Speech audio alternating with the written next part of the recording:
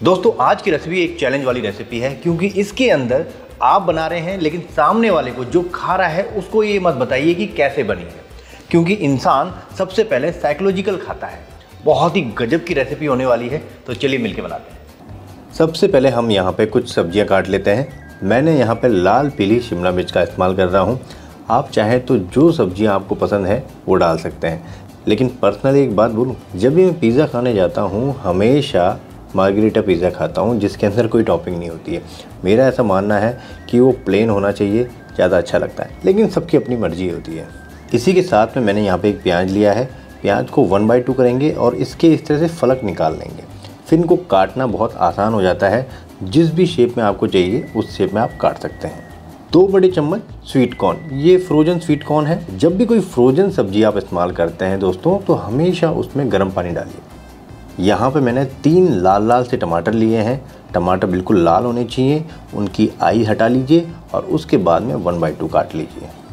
यहाँ पे एक पैन लिया है और पैन में हम इन टमाटरों को पकाएंगे। इतना पकाएंगे कि हल्का सा एक स्मोकी फ्लेवर आ जाए, साथ साथ में इसका छिलका आसानी से उतर जाए।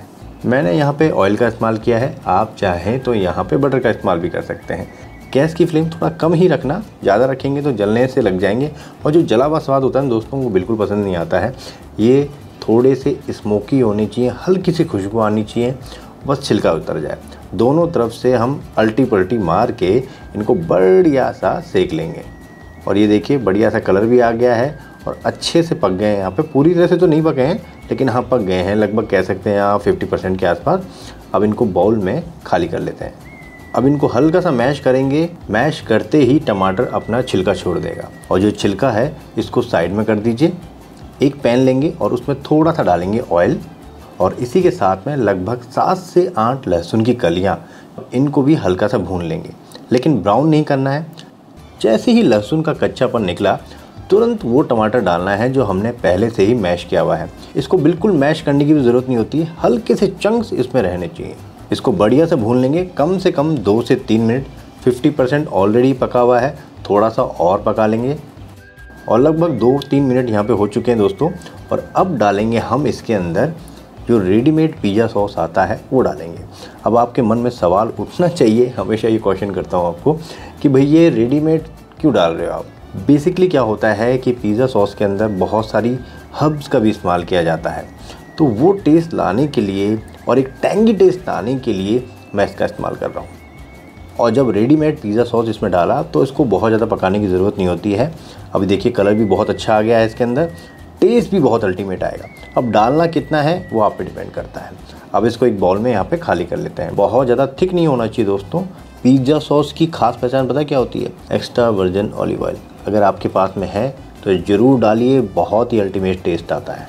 अब क्या पिज़्ज़ा का डो लगाना है? नहीं, वो डो नहीं लगाना हमको वाइट ब्रेड लेनी है और आप 6 या फिर 8 ब्रेड ले सकते हैं। 6 लेंगे तो छोटा बनेगा, 8 या 10 लेंगे तो थोड़ा सा बड़ा पिज़्ज़ा बनेगा। इसकी जो साइड्स होती है ना उनको काट लीजिए, ये हमारे काम की नहीं है यहाँ पर, लेकिन इनको फेंकना नहीं है, आप इसका इस्तेमाल कर सकते हैं ब्रेड कम में। अब इन ब्रेड को फैला लीजिए इस तरह से। पहले एक लेयर लगाएंगे और इसमें कुछ डालेंगे हम। तो हम यहाँ पर डाल रहे हैं थोड़ा सा रवा, जो बारीक रवा होता है, मतलब सूजी होती है, वो डाल रहे हैं। अब आपके मन में फिर सवाल उठना चाहिए कि भाई ये रवा क्यों डाल रहे हो? भाई रवा डालने से क्या होगा, ये क्रिस्पी बनेगा। जो थिन क्रस्ट क्रिस्पी होता है ना, वैसा टेक्सचर आएगा, ब्रेड जैसा टेक्सचर नहीं लगेगा आपको बिल्कुल भी। उसके बाद में पानी के कुछ छींटे मारेंगे इसके अंदर। बहुत ज़्यादा छींटा नहीं मारना है, अगर ज़्यादा छींटे मारेंगे तो ब्रेड बहुत ज़्यादा गीली हो जाएगी। हम छींटे भी इसलिए मार रहे हैं पानी के, जिसकी वजह से जो रवा है हल्का सा सॉफ्ट हो जाए।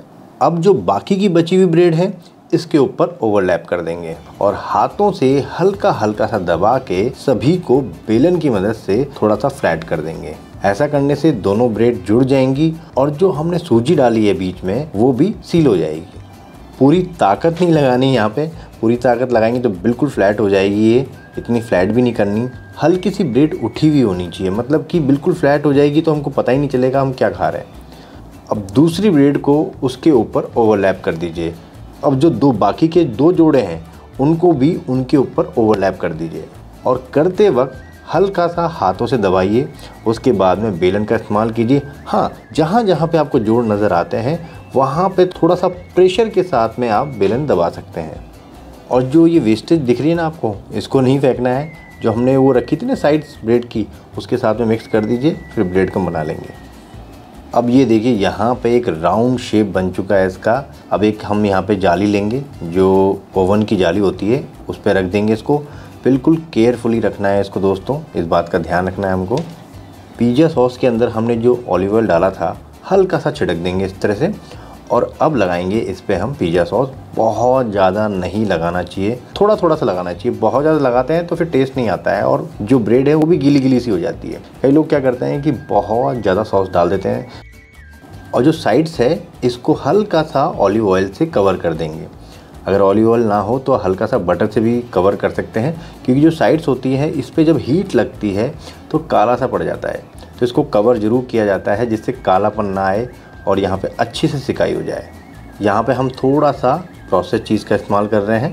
वैसे आप चाहें तो आपके पास में शेडार चीज़ हो तो शेडार चीज़ डाल सकते हैं, आसानी से मिल जाए तो, वरना आप इस तरह से प्रोसेस चीज़ डाल सकते हैं। और उसके बाद में अब हम डालेंगे यहाँ पे मोज़रेला चीज़। मोज़रेला चीज़ हमेशा डीप फ्रिज में रखी जाती है, लेकिन डीप फ्रिज से डायरेक्टली निकाल के पिज़्ज़ा पे मत डालिए। पहले उसको 1 घंटा फ्रिज में रखिए, जिससे जो आइस क्रिस्टल है वो हल्के से मेल्ट हो जाएंगे, तो जो चीज़ है अच्छी तरह से मेल्ट होगी और कलर भी अच्छा आएगा।